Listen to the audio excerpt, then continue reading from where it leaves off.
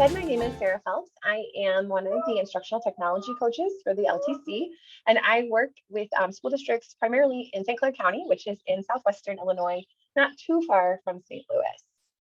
I've been an educator for 15 years. I spent the first 8 of those years in a regular ed classroom on 4th grade.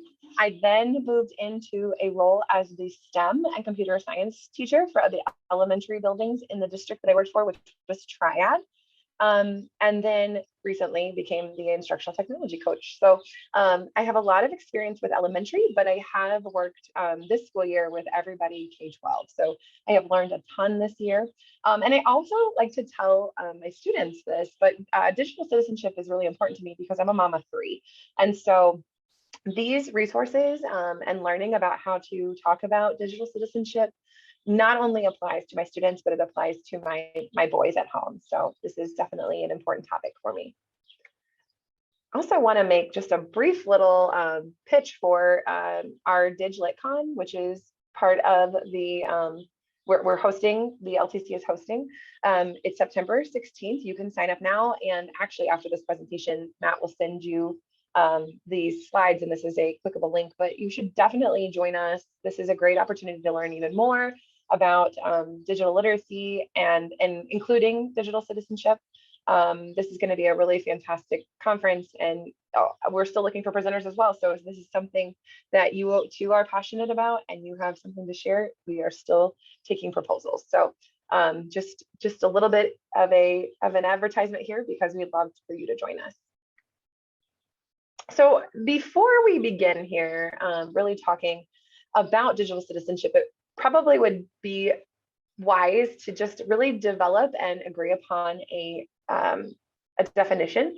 I know we live in a world with lots of terms, and actually right now I'm working with a fellow colleague on a administrator academy on all of the literacies, right? We have digital literacy, we have computer literacy, we have digital citizenship, internet safety, and sometimes we use those words interchangeably, and or others use those words interchangeably. So really understanding what digital citizenship is will help us then make sure that we are providing resources to our students that are covering the gamut. And digital citizenship is kind of a big, broad term.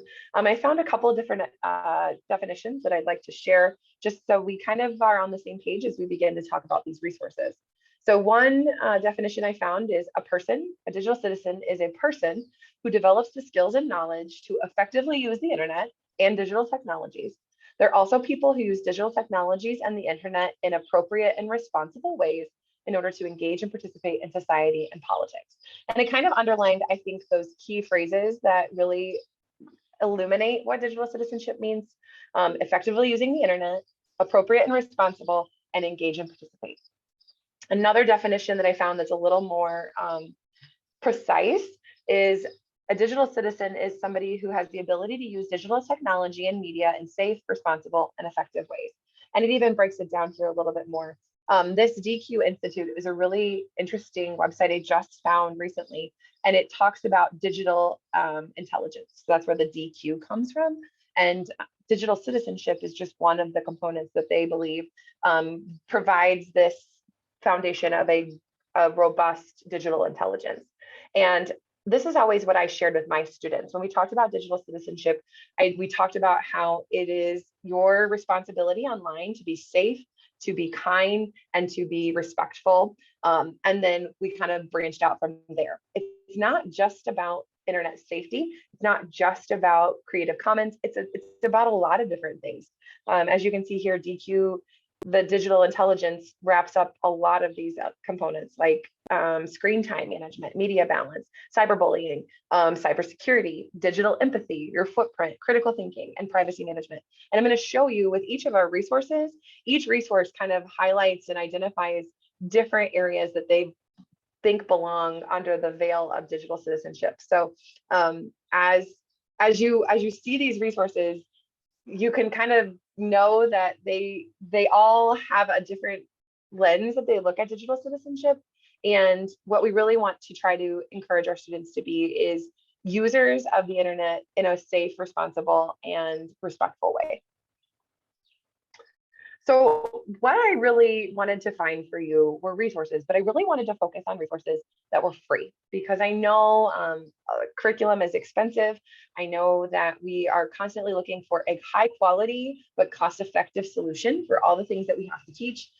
With the legislation that's requiring us to make sure that we talk about digital citizenship and we talk about internet safety and we incorporate in digital literacy that's age appropriate, that sounds like a huge ask. And so I wanted to make sure that I found things that were going to be solutions for you that didn't have a cost associated, at least for the curriculum. And as I mentioned, you're going to notice that there's a little bit of difference in each of these curriculums, which kind of empowers you to mix and match and find resources and things that will resonate the most with your students and that are meaningful to them. So we're going to look at common sense education media first. Common Sense is a major player in the realm of digital citizenship. They do a lot, not only with online internet safety and digital citizenship, but they also are a great place to go check out educational apps. They give you feedback on, whether or not something is appropriate for your students or your kids at your house. But they do actually have a K-12 curriculum. It follows a continuum, and they stick with these topics. These are the topics that they kind of identify as being digital citizenship: media balance, privacy and security, a digital footprint and identity, relationship and communication, cyberbullying, digital drama and hate speech, and then news and media literacy. With these activities, they have Nearpod lessons that teachers can access. So if you like to use a interactive activity, lesson-based activities, Nearpod lessons are already created using the lessons from Common Sense Media. They have a family outreach approach. So you have letters and notes about what you're talking about in your classroom that can go home to help build that relationship with home. And it's a research-based curriculum. So it was developed in partnership with the Harvard Graduate School of Education. Each of those things, like the continuum, you can click on these links and they will take you to more information.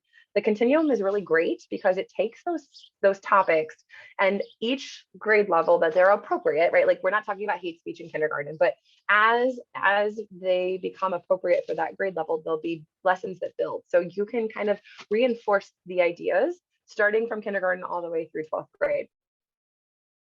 Not only do they have a curriculum, they have fun activities or interactive activities that students can engage with to help build this competency in digital citizenship. For elementary, they have Digital Passport. This is totally game-based. It's super fun for grades like 3 through 5. My students loved Digital Passport. It was a great combination with the lesson. So we would teach a lesson and then it would kind of reinforce it in gameplay. Their favorite was one called Twalkers. In Twalkers, it's talking about media balance and multitasking, and students have to sort these little creatures called Twalkers that are so immersed in their phones that they can't actually get where they need to go. And so the students have to click and drag them to the right place based on what their little thought bubbles are. But the Twalkers are so distracted that they walk into the wrong places. All the while, students have to answer a cell phone with questions. And anytime that they fail at one of those things, they lose points. And it is amazing to watch them play. And it's so funny to listen to them kind of lament when the Twalkers aren't paying attention. And then we have great discussions about, how does this look in your life? And all of the Digital Passport games are great. They cover things like the multitasking, but they also talk about search terms and effective searching. And they do Creative Commons, and they do cyberbullying. So it's really great. There's an educator guide to support it, and it will actually link for you which games go with which common sense lessons. For middle school, there are also a couple of really cool interactive activities that go along with the common sense lessons. Digital Compass is another kind of game-based activity where students are able to interact. Social media test drive is even cooler because it gives a simulated social media environment. So students can start to learn about, what to share, what not to share, how to respond appropriately, how to watch out for, cyberbullying and things like that. So both of those are very interactive for your students and really support those common sense media lessons. And then for high school, they have digital life dilemmas, which are real life scenarios. They are great discussions prompts, discussion starters for high schoolers, and they really do talk and tackle big things, and they are actual like almost like case study dilemmas where students have to consider how they would respond to a kind of real life scenario.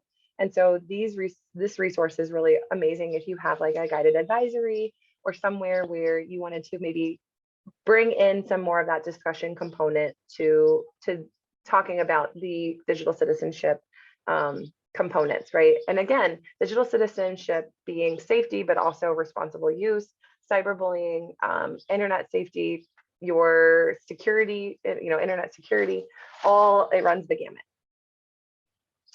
All right, the next resource that I'm going to share is Google Internet Awesome. So Be Internet Awesome is Google's solution. It's also free. Everything I maybe is redundant to say free because everything I put on this presentation is free. It is aligned to the ISTE standards, and their focuses are being internet smart, alert, strong, kind, and brave. So very kind of similar concepts, big ideas. Again, helping students be able to participate in an online community in a way that doesn't put them at risk for, putting them at risk for predators, but also, identity theft. Internet safety, or the Internet Awesome talks about phishing and the idea of even how to respond to people on social media in a kind, polite way. We talk about emojis and how they help us kind of, because we can't always evoke emotion with our messages, or we can't always give our friends that same clue as our face would give them if we were talking to them, or our voice. We talk about how to effectively communicate online. Again, this is another complete curriculum. This one's focused mostly on those like intermediate grades 4 to 8. This one has Pear Deck activities. So again, interactive slides that the students can, they can take and respond, they can reflect, they can think about their own experiences and share. They also have some offline activities that are actual like activities that they might cut apart and move things around. So it kind of activates all those different modalities when you're learning about things, even though you're talking about internet safety, they have all these different activities. And then Interland is kind of the game component where students go on to Interland and they play games that reinforce the concepts that they've learned in their lessons. Again, very fun. Students really enjoy the games. They always ask, can I play these more? And usually, they are really a good combination with the lessons. They get the big idea and they take it away and they apply it and they use it in the games. And so that's always fun when you can incorporate in something that is high interest and engaging with some, kind of heavy topics. All right, InCtrl is the next one. It is standards-based. This is the first one that really connects your content areas with digital citizenship. So it is standards-based. You can look for resources based on your Common Core standards.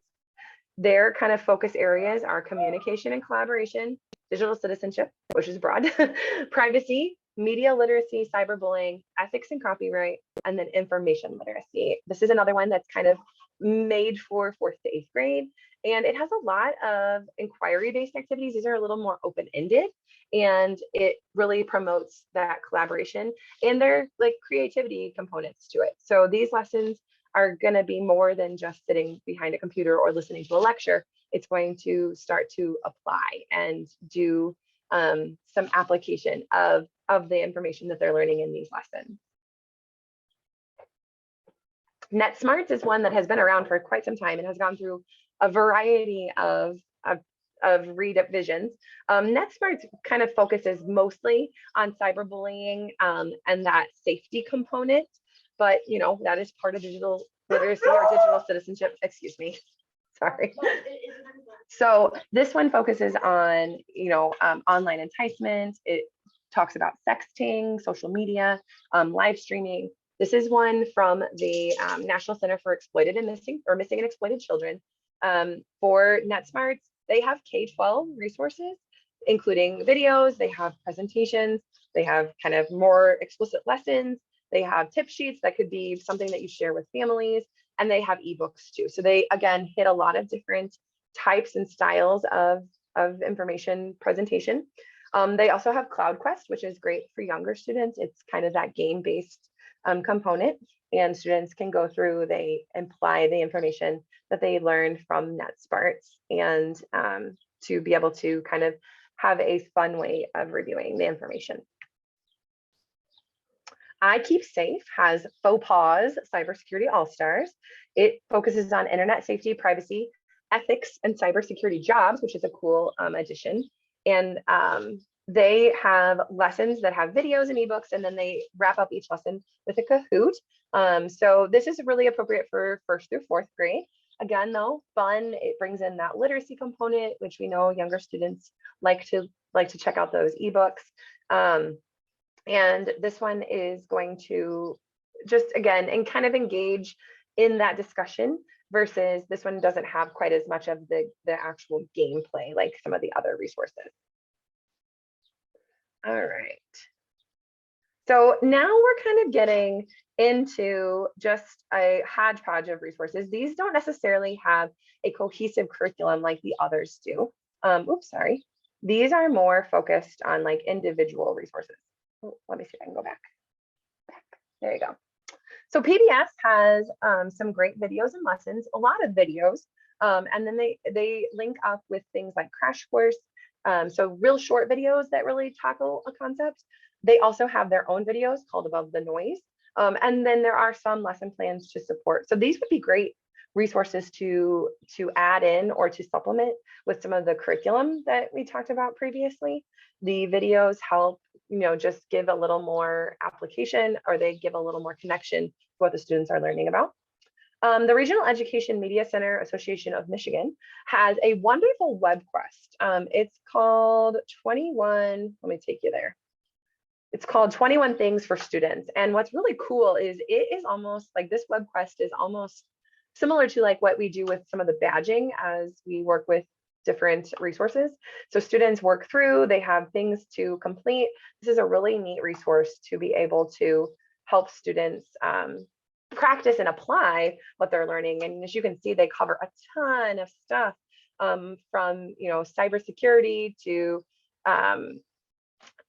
the Creative Commons. They have things on design thinking and computational thinking. It really is all things technology, which kind of, that's what digital citizenship is. So this is one that students can work through on their own, and it would be a really great resource for a class or for a unit on digital citizenship.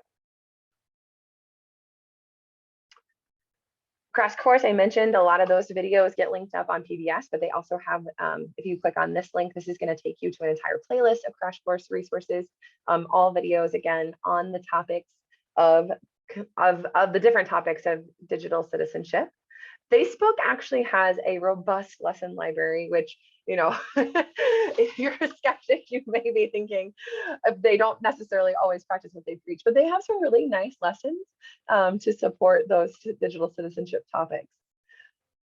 On the next 4, these are great tie-ins with ELA and social studies and science.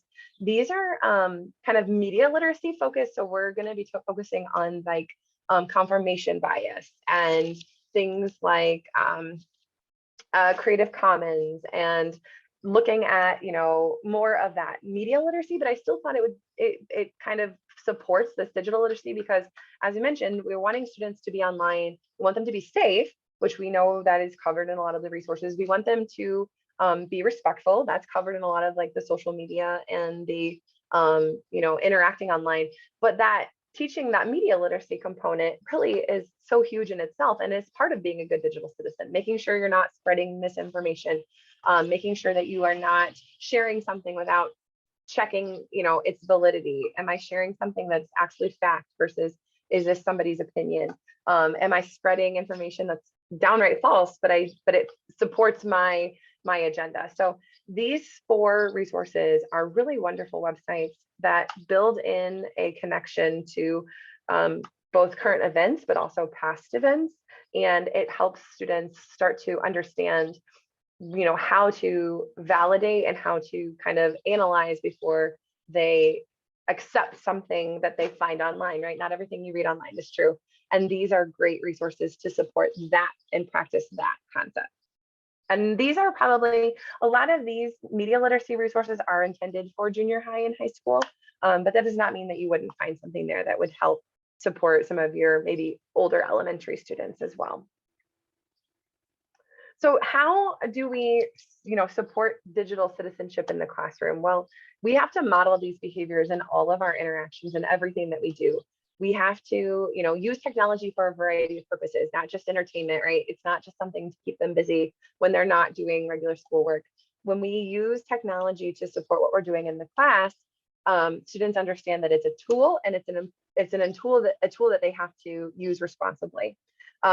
Make sure that we're talking about giving credit for all types of media. I know that's definitely a part of the Common Core standards, and providing a citation is important, but sometimes we forget to incorporate in the other ways that we need to give credit for, not just our text, but also any videos that we embed, or even the pictures that we use. Another way that we support digital citizenship is helping our students understand how to respond to peers in a productive and constructive manner online as well as in person, right? We oftentimes have those opportunities in our class to have a discussion, and we support productive discussion in our classroom, but we don't ever give them that chance online. I know a lot of teachers would turn off the commenting on Google Classroom or commenting on Seesaw because their students wouldn't type anything of value. They wouldn't help their students understand how to give feedback that was productive and helpful. And so they just turn it off. So teach your kids how to give feedback, how to give a suggestion online, how to be helpful, not just even just giving feedback that's not useful. Good job. How can you give feedback that's actionable? Give them the opportunity to do that, and teach them how to do it, and give them feedback on their feedback. Use current events to prompt discussion about appropriate digital citizenship behaviors. If you check the news daily, there is going to be an article about someone who has probably made a poor decision. This kind of goes back to those digital dilemmas. I shared with my high schoolers this scenario. There was once a softball team who lost the championship. It was taken away from them because of inappropriate messages that they posted onto Facebook. Share that. Share anytime that something happens in the media, again, age appropriate, but that would help students identify either the right thing or the wrong thing to do when they're online, and use that as an opportunity to discuss appropriate digital citizenship behaviors. And then this is kind of a big one, and something that came up on a lot of the websites. You have to teach students how to evaluate situations themselves. And that situations kind of loosely translates to not only the experiences that they're having, but the resources and the things that they see, right? Actually, one of my favorite resources that I found yesterday talked about media constructivism. And I'm sure if you go back in your memory to your undergraduate, when you learned about Piaget, we know that we understand things that we construct our own understanding of. So you telling your students what is good and what is bad isn't going to help prepare them. You have to give them the opportunity and teach them how to evaluate things themselves. Give them those scenarios and ask them to discuss, what's right, what's not the best approach, how could it be done differently, what are the consequences associated, and help them truly build a toolbox that allows them to do that when you're not there helping them. And that's always hard, and that's always scary for teachers to put that onto their students, because we know we want to protect it. It's hard for me as a parent too, but I want to make sure that my kids know how to navigate those scenarios even when I'm not there to monitor or to be the liaison. So with that time, I was super afraid that I was going to run out of time. I want to actually go back and show you some of the resources, because this is my last slide. Let's go back and actually look at some of the resources that I was sharing, just so you can kind of get an idea of what they look like. Again, all of these things are free. They are available for teachers to use. A lot of them come with professional development, also free. A lot of these have some kind of badging associated with them. So your teachers not only, are getting information, but they're getting recognized that they are better suited. They're better prepared to have these conversations. So let's look at Common Sense Media's continuum. So again, you can kind of see that they have these 6 core topics. Those are the topics we talked about: media balance, privacy, digital footprints, relationships.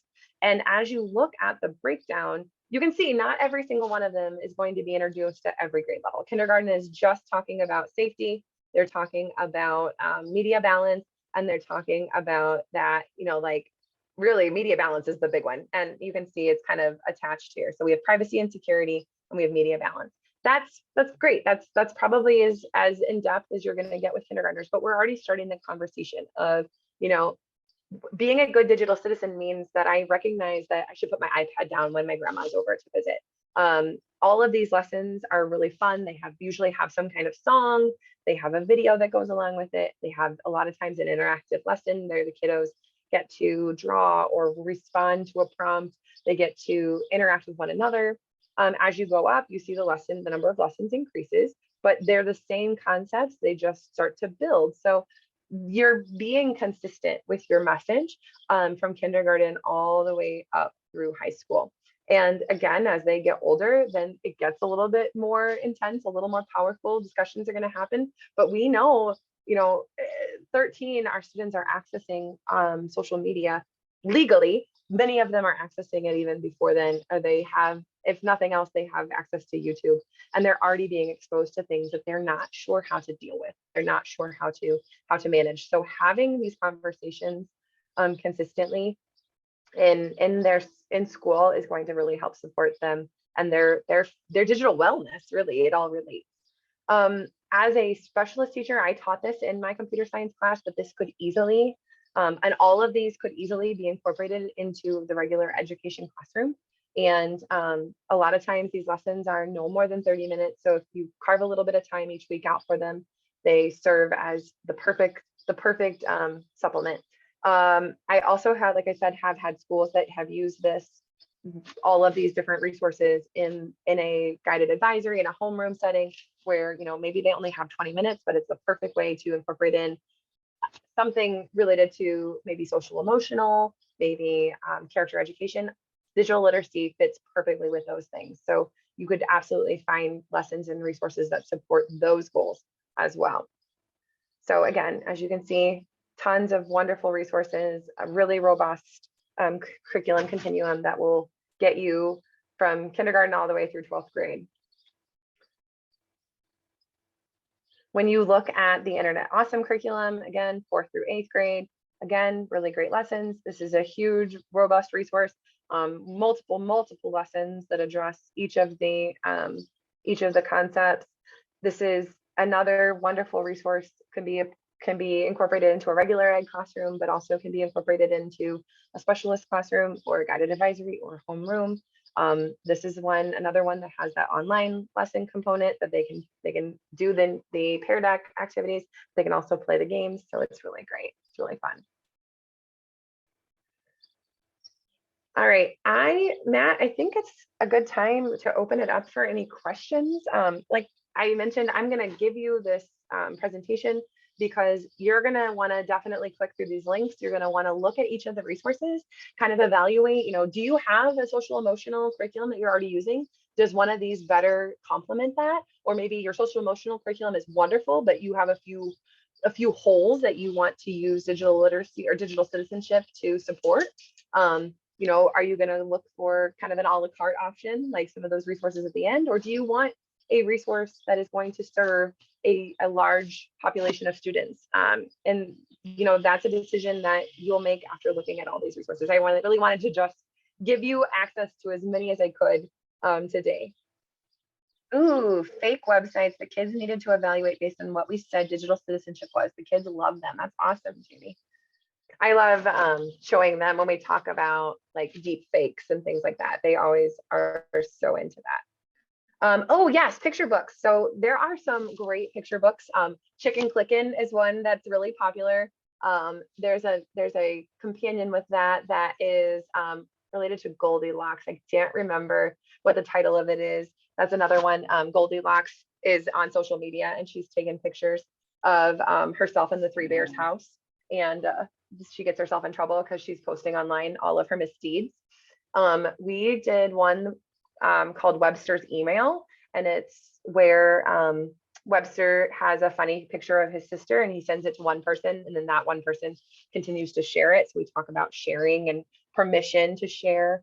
There are some wonderful, wonderful books that help explain, some of those heavier things for online, that we want our students to start to think about, but not in a scary way. And some of the websites, the Center for Exploited and Missing Children is definitely going to be really focused on protecting children, but they do that in a way that's hopefully not going to be too scary. But we want them to understand and take their safety online seriously.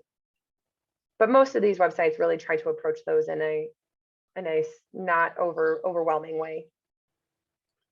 Looks like Gabe has shared Newslit and Checkology. Ooh, news literacy project. Ooh, I'm gonna quickly grab these because those are definitely ones that I didn't get to see. So that's awesome. Thank you, Gabe.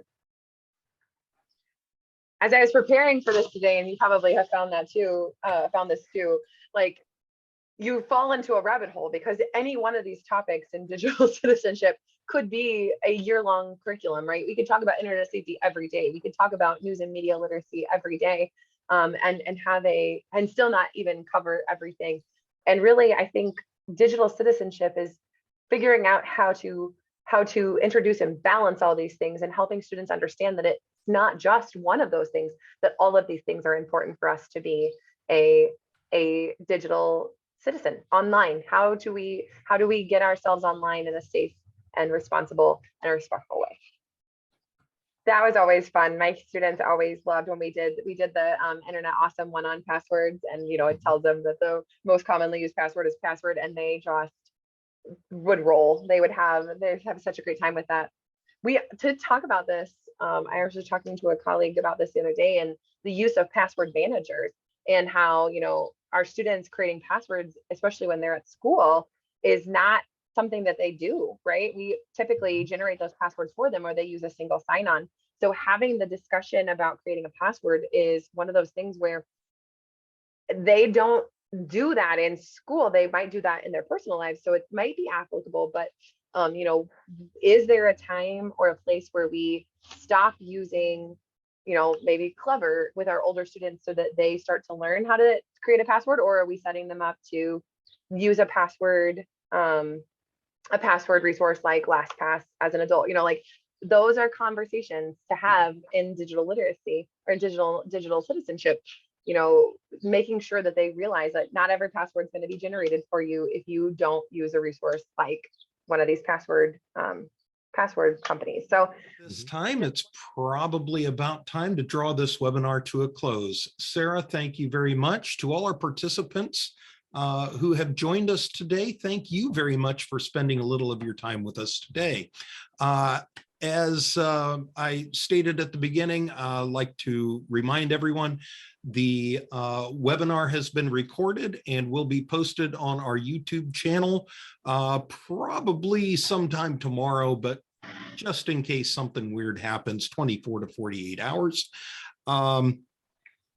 Also, for those of you who have attended live, we will be sending out PD credit evidence of completion forms also within 24 to 48 hours. And last but not least, we do have a few more webinars coming up in May and June. Please check those out at ltcillinois.org/events/webinars. Thank you all for joining us. And Sarah, thank you for sharing your wisdom with us today. Thank you.